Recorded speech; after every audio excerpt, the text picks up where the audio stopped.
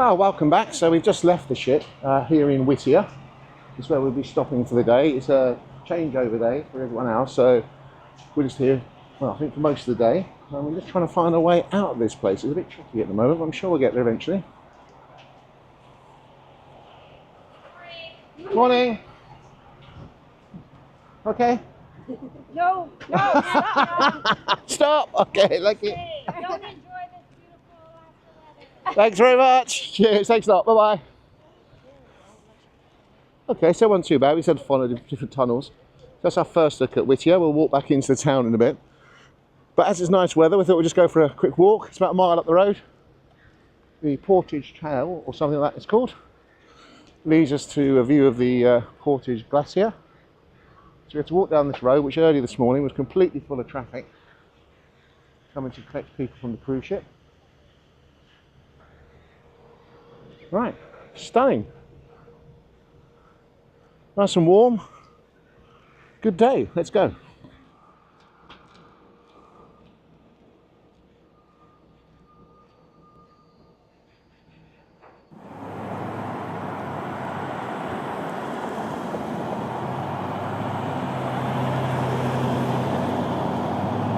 Behind me, the town of Whittier was established mostly, I suppose, in the Second World War, and during the 50s, two large buildings were built.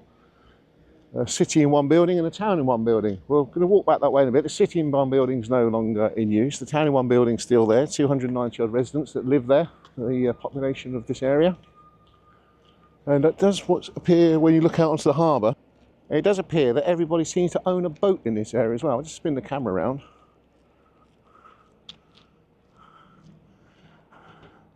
It's boats everywhere, and the other side of that building in front of us is another harbour completely full of boats as well. Okay, so as I say, we're going to take this walk. It's such a nice day, so rather than just walk into town and look at a disused building in a big apartment block where people live. I think there's an inn. I don't think there's much else there. As I said, we're going to take this walk and see what we can see. It's only supposed to be about a mile long, but yeah, let's make the most of a beautiful sunny day.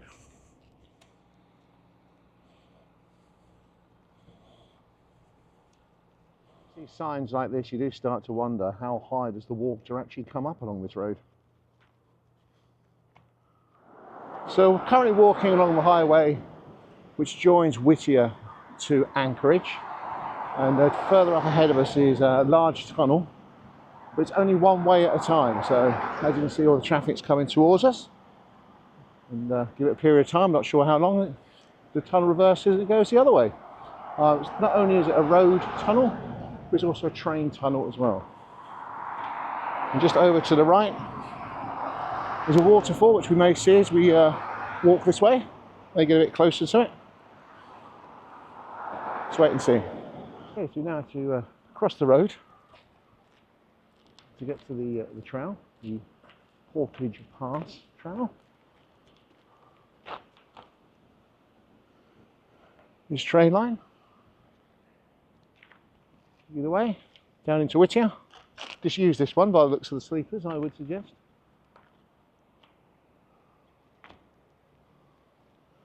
We'll turn it round. And there we go, so that's the tunnel, the train tunnel, which takes us through to Anchorage.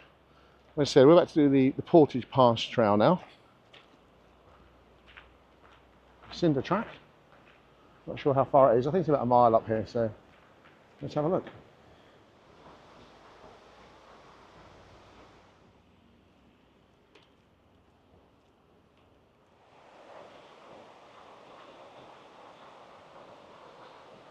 So far it does look to be quite well signposted, this little walk. So Portage Pass in, I'd say 1 mile, Portage Lake in 2. So we probably can't see it in this camera, but it's quite a steep slope. I'll turn around in a minute. You can see how far we've climbed so far. Whew. Yes, there's quite a hill. If you're thinking of doing it, so if you can't do hills, it may be a bit too much for you. Let's keep going.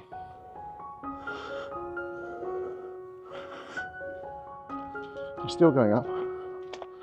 Terrain is quite rough. underfoot. So no flip-flops on this route today.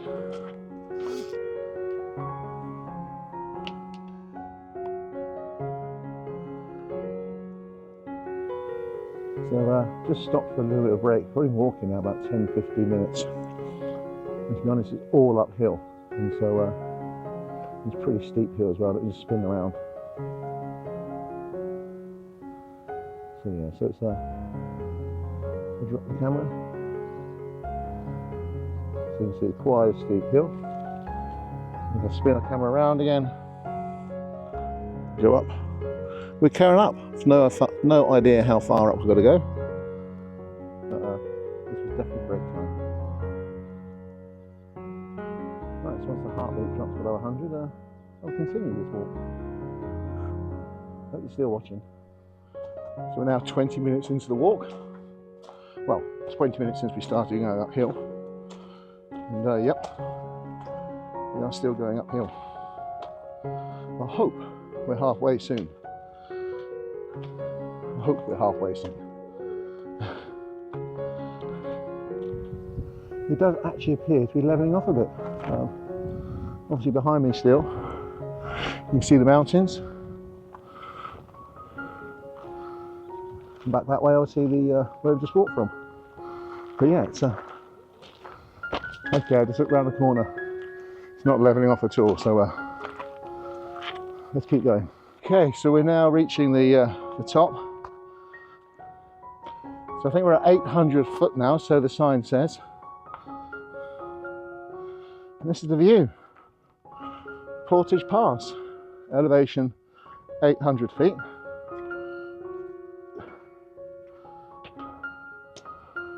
What a view.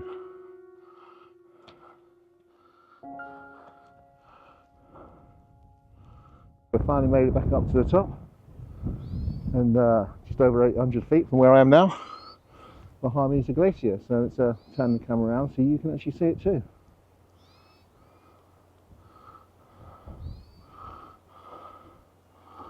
So straight ahead is a glacier.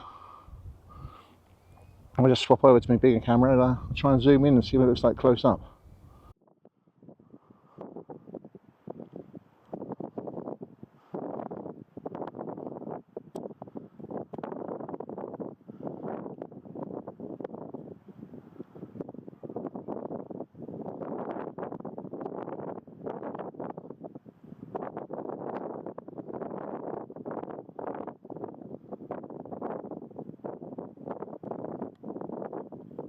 It is possible to actually walk down to the glacier, or to a lake in front of the glacier. That's another hour down there, an hour back.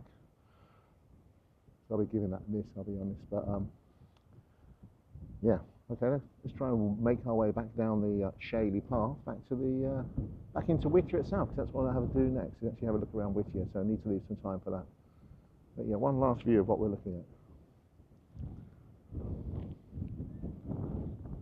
So that's back towards the ship. And spin round, and that's the glacier, slowly making its way forward. So as we're walking back to the ship, or back to Whittier, having walked down that rather steep hill, I've just noticed this long thin strip of tarmac in front of me, and to the right hand side is a windsock. It's hidden in the tree, you may not be able to see it particularly well. But yeah, welcome to Whittier Airport. Quite amazing. Don't want to run off the end of that one. So as we're walking back, suddenly heard the hooting and tooting of a train. So these don't come regularly through here. Well, I just made that bit up, to be perfectly honest. I expect they come through 2 or 3 times a day. But I've never seen one. I'm not sure you have either. So here we go. Typically we get a car come along. But it's a good old Alaska train.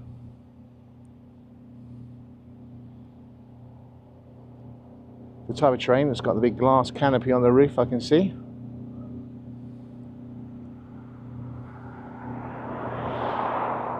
It's not the fastest train in the world, but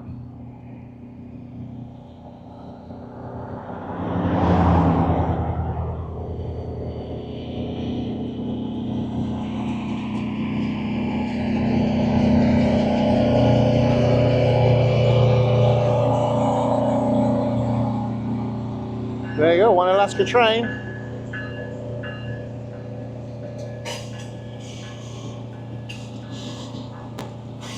Insane, it's clean.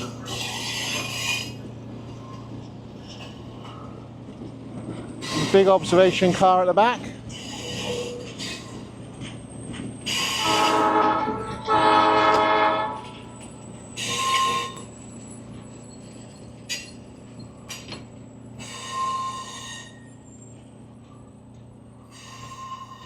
There you go.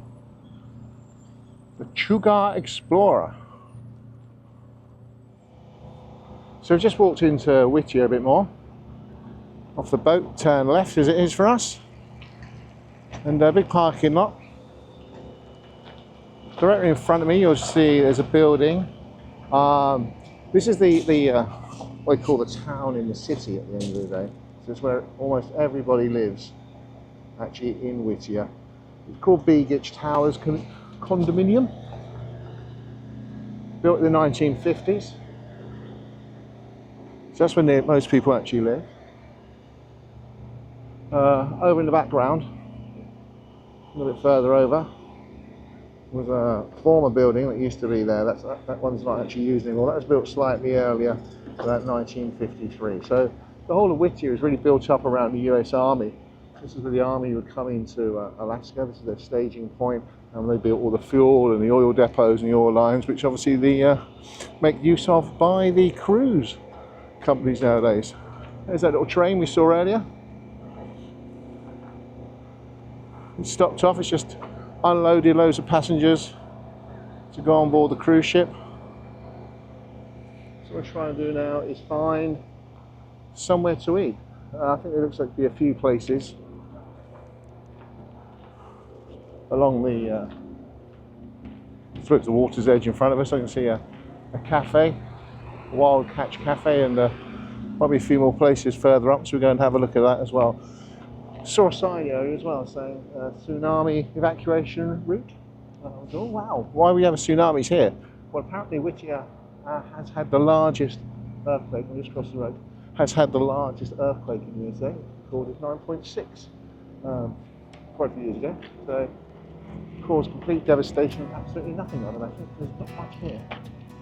Right, let's go find somewhere to eat for have some lunch before we go back on board the boat.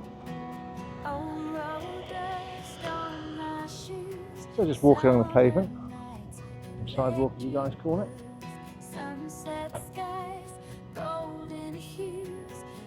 See what we can find.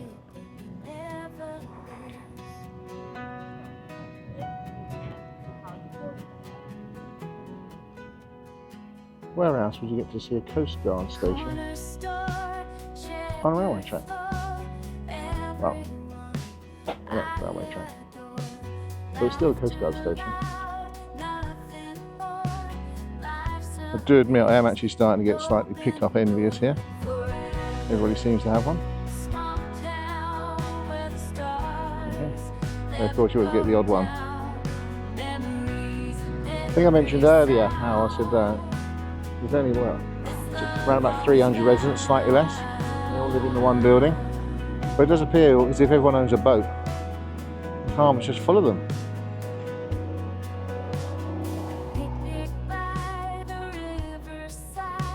Not quite attractive on my other side, it's a bigger ISO shipping container. But this side's quite attractive, nice wooden walkway. Heading towards these buildings up in front of somewhere to get some lunch. Could walk back on board the ship, but I suppose it'd be chaos today as everyone's just arrived and walking around getting lost like we did on our first day. So we can do jet ski tours of the area.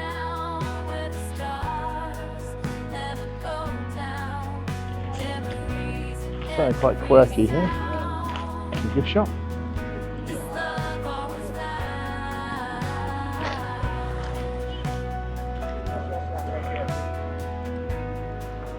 And a little seafood cafe I think we're going to pop into next. So as we make our way back to the ship, just have a rather overpriced fish and chips. Cod and chips are $18 for about $6 worth of food, but it's nice. We look around at this glorious sunshine, see how good it is, just to let you know that this little town normally has somewhere in the region of 15 foot of rain a year. To give you some perspective on that one, that wet city you've all heard of called London normally has about 2 foot of rain a year. So this is a pretty wet town normally, so these sort of conditions are pretty rare.